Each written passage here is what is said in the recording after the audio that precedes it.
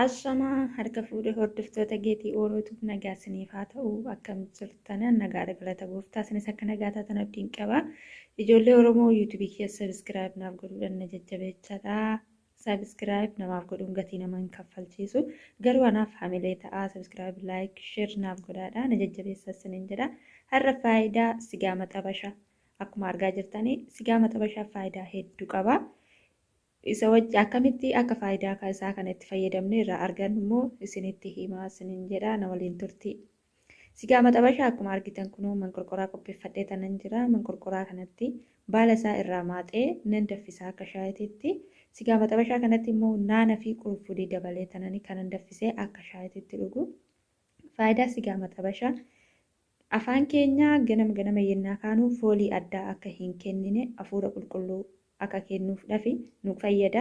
Isa biraanis namni yeroo baay'ee waa irraanfattan akka inni irraanfanne sin taasisa. Faayidaa guddaa qaba jechuudha. Sigaa maxabashaan kana bichaa miti. Baay'ina dhiiga keenyaa keessatti akka to'atu taasisaadha. Gahee guddaa qabaa sinin jedha itti fayyadamaadha. Akkuma argaa jirtan kunoo manqorqoraa qopheeffadhee tanan jira. Naana fi qurufudii itti dabalee daffisaa isinitti argisiisaa isinis itti fayyadamaatii faayidaa isaarraa argadhaadha. Dhukkubbii qofaa odoo hin taane akka waan irraanfannu yeroo baay'ee namni irraanfachuu baay'isu sigaa maxabashaa yeroo hunda yoo dhugdan baay'ee gaariidha. Shaayiidhaan walitti dabaltanii bunaan waanuma dhugdan kam keessatti sigaa maxabashaa bishaan keessa gootanii manqorqoraa irratti daffistanii deebitanii bishaan saniin shaayii daffisachuu yookaan waan jaalattaniin itti fayyadamuudha isiniin jedha. Ani waliin turtii gaarii. Kunoo ani haala kanaan sigaa maxabashaas miicee qopheeffadhee akkasuma naanas qurfudiis haga naga'u qopheeffadhee tanan jira.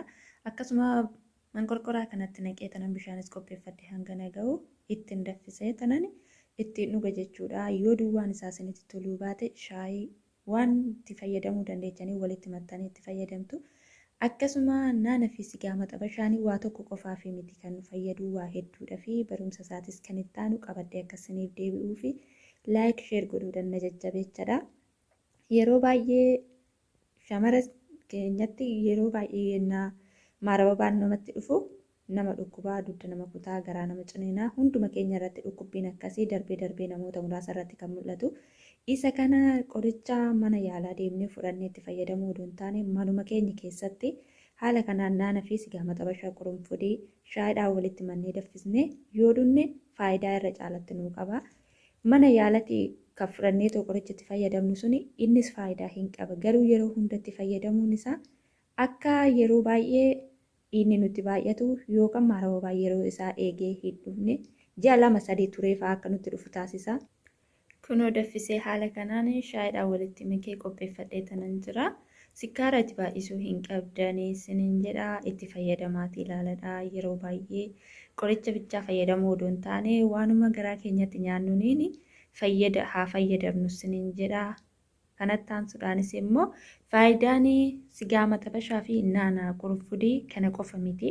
Rifeensa keenya haaluma amma daffisne kanaan akkanatti walitti daffisne shaamboodhaan walitti mannee shaamboodhaan yennaa dhiqannu shaamboo keenya isaanii xiqqoo ishee irraa qinnee hammuma yeroo tokkoof itti fayyadamnee dhiqannu hammuma yeroo tokko itti dhiqachuudhaaf nu gahu qopheeffannee shaamboodhaan walitti mannee rifeensa keenya sukkuumnee yoo teechisne sababa forforiin nutti dhufu rifeensa nu hoosisu akkasumas akkanumaan lafumaa ka'ee bubuqqa'u ciccitu akkasitti ofirraa dhoowwuu ni dandeenya.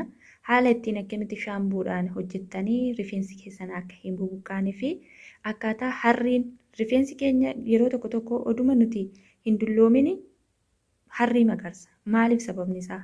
Deebisee immoo isa akkamitti ofirraa dhoowwuu dandeenya? Sigaa maxabashaa naana qurufudii fayyadamne shaamboodhaan hojjetanne akkasumas haala biraatiin kan hojjetamu hin jira. Akkan qabadhee isinii dhufuudhaaf yoo isinitti tole viidiyoon kiyya laayik sabiskiraayib sheer naaf godhuudhaan na jajjabeechadha. Isinin jedhaa kunoo kanaan dafifadhee qopheeffadhee haala kanaan kana fakkaata.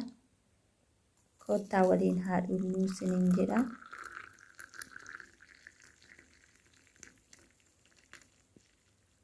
Baay'ee namatti tola.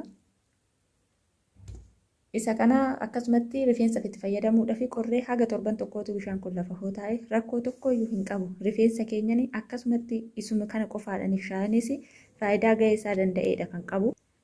Shaayinis rifeensi keenya akka hin buuqqaane taasisa. Akkasuma itti fayyadamnee haala shaayin bakka hinnaa bu'a jechuudha. Hinnaan rifeensa keenyaaf faayidaa hagamii akka qabu hundumti keenya iyyuu hin beektu. Hordoftoota keetii ooluutu dhumarratti gaafii yoo qabaattanii gara koomentii jalaatitti naa barreessuudhaan waan barbaaddanii na gaafadhaadha.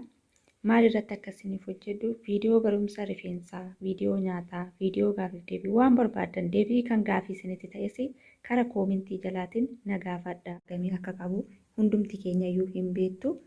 Yoo isinitti tole like, subscribe naaf godhaa. Aga viidiyoo biraa qabadhee isinii deebi'utti. Bye bye.